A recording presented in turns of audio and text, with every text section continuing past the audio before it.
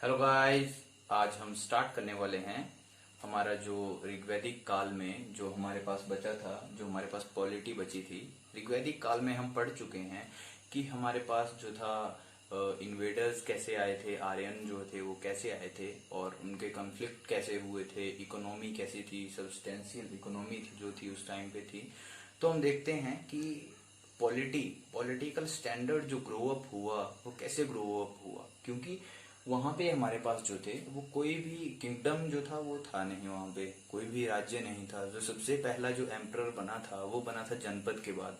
जनपद फॉर्मेशन हुई, उसके बाद महाजनपद आए और एक महाजनपद ने अपना इतना फैलाव कर दिया कि वो राइज ऑफ मगध हो गया, मगध एम्पायर जो बना। ओके, तो वो आगे की बातें हैं, उनको हम डिस्कस करेंगे, बट वो लेटर वैदिक काल के बाद की बात है। बट ये हमारे पास ऋग्वैदिक काल है, उसमें आज हम पढ़ने वाले हैं पॉलिटी।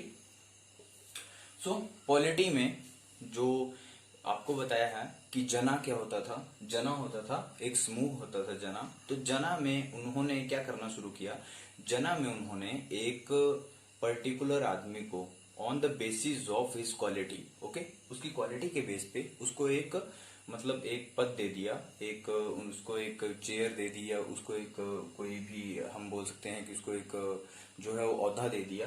ओके, तो वो औहदा किस नाम से उसको बुलाया जाने लगा, उसको बोला गया राजन। ओके, राजा शब्द जो आया इस राजन से ही निकला है। तो उस टाइम पे जो था राजन बुलाया गया उसको, और राजन को एक और नाम से बुलाया जाता था जिसका नाम था गोपाल जना। अगर क्वेश्चन आ सकता है कि गोपाल जना किसको बुलाया जाता था, तो राजन को, द किंग, किंग नहीं बोलते हैं इसको, राजन जो जना का प्रतिनिधित्व करता था उसको राजन बोलते थे। तो राजन जो था, राजन के काम क्या क्या होते थे। ओके, तो राजन जो था, राजन राजन को कौन कौन लोग बनाते थे। पहला पुरोहित। पुरोहित जो थे वो आपको उस टाइम पे वर्शिप के बारे में बताते थे। ओके, कि आपको पूजा कैसे करनी है, या जो भी मतलब जो चीजें लिखी गई कि आपको कौन कौन से गॉड जो फॉलो करने हैं और कौन क्या क्या काम है आपके, तो पुरोहित ये सब बताते थे। तो पुरोहित के द्वारा राजन को चुना गया। सेनानी जो युद्ध में लड़ते थे उनके द्वारा चुना गया। मिलिटिया जो मिलिट्री होती थी, छोटी मिलिट्री जिसको बोलते हैं वो होती थी। और ग्रामीणी जो गांव के लोग थे, जो बाकी कबीले के लोग होते थे, ये सब मिलके जो है वो राजन को चुनते थे। और राजन का कर्तव्य क्या था, राजन के काम क्या क्या थे उस टाइम पे। जैसे हमने पढ़ा, लड़ाई किस लिए हो रही थी, गौ के लिए लड़ाई हो रही थी। तो गौ, गाय को बचाने के लिए राजन सबसे आगे जाएगा। हाँ जी, गाय को बचाना है।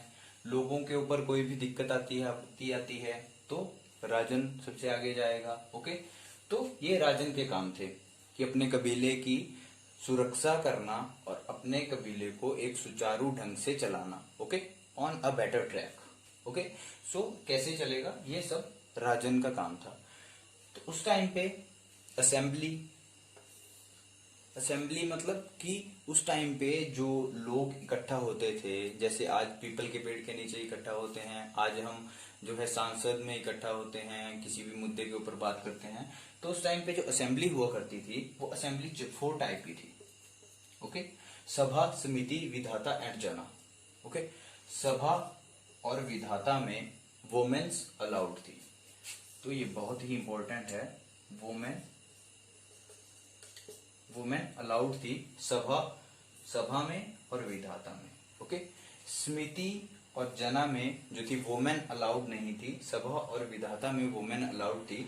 बट लेटर वैदिक काल में जो जैसे ही वुमेन, महिलाएं जो थी वो घर के कामकाज में इतनी ज्यादा मशहूर हो गई कि उनकी जो रेपुटेशन है वो कम होती गई। तो उसके बाद इनको जो थी असेंबली थी उसमें किसी में भी पार्टिसिपेट नहीं कर सकती थी। तो यहाँ पे महिलाएं जो थी सभा और विधाता में अपना पक्ष रख सकती थी, किसी भी काम के ऊपर या किसी भी बात के ऊपर महिलाएं आती थी, ज्वाइन करती थी और कुछ बोलना चाहती थी तो बोल पाती थी। लेकिन लेटर वैदिक काल में ये सब खत्म हो गया। ओके, तो ऋग्वैदिक एरा में असेंबलीज कितनी थी, 4 असेंबलीज थी हमारे पास। ओके, और जो कबीले का सरदार था उसको राजन बुलाते थे। राजन का एक और नाम क्या था, गोपाल जना राजन का नाम था। राजन को कौन कौन से लोग चुनते थे, तो सारे लोग, सेनानी, पुरोहित, मिलिट्री या ग्रामीणी, ये सारे राजन को चुनते थे। राजन किस लिए था, राजन गाय को बचाने के लिए और लोगों को बचाने के लिए राजन का काम था। तो रिलीजन कैसा था उस टाइम पे, रिलीजन कैसा था, रिलीजन कोई ऐसा नहीं था कि हम सनातन धर्म है या कोई और धर्म है, बट सनातन धर्म से मान सकते हैं आप। तो गॉड, भगवान की पूजा, जैसे पुरोहित पंडित जहाँ पे भी आ गया वहां पे भगवान की पूजा होती है। तो गॉड, भगवान की पूजा को करनी है। ओके, भगवान की पूजा कैसे करते थे, भगवान की पूजा करते थे, भगवान को चढ़ावा चढ़ाया जाता था। ओके, तो भगवान को चढ़ावे में क्या चढ़ाया जाता था, सेक्रीफाइसेस जो थे उस टाइम पे वो थे वेजिटेबल्स। अभी जो चीज आप उगाएंगे उसी को सेक्रीफाइस करेंगे ना, तो वेजिटेबल्स जो होती थी, ये जौ जो होते थे वो चढ़ाते थे, वेजिटेबल्स चढ़ाते थे। और यहाँ पे गाय को मारना बहुत बड़ा निषेध था, क्योंकि गाय को भगवान माना गया है। ओके, आगे आने वाले लेक्चर में हम डिस्कस करेंगे कि कौन कौन से गॉड जो थे वो ऋग्वैदिक टाइम में कौन कौन से गॉड की पूजा की जाती थी और कैसे कैसे लोग पूजा करते थे। भगवान की पूजा कोई एक अकेला नहीं करता था, जैसे आज हम घर में बैठ के अलग अलग पूजा कर रहे हैं। यहाँ पे पूरा कबीला, पूरी ट्राइब जो है इकट्ठा होगी और इकट्ठा मिलकर पूजा करेंगे गॉड की। और कोई चढ़ावा चढ़ाना है, जैसे वेजिटेबल्स या जो कुछ भी जो भी उस टाइम पे चढ़ाते थे, तो जो चढ़ाते थे वो इकट्ठा लेके आते थे सब कुछ। ओके, सारे गांव के इकट्ठा लेके आएंगे एक जगह पे, वहां पे हवन होगा, फायर एल्ड्रस, जैसे हमने सिंधु घाटी सभ्यता में पढ़ा था। तो वैसे लोग सेक्रीफाइस करते थे, भगवान को चढ़ाते थे। तो ये था ऋग्वैदिक एरा में रिलीजन और पॉलिटी के बारे में। आने वाले क्लासेज में हम डिस्कस करेंगे कि गॉड, भगवान कौन कौन से थे वहां पे और कुछ इंपॉर्टेंट फैक्ट ऋग्वैदिक काल के बारे में, और इसके बाद स्टार्ट करेंगे लेटर वैदिक काल। So stay tuned with us, thank you.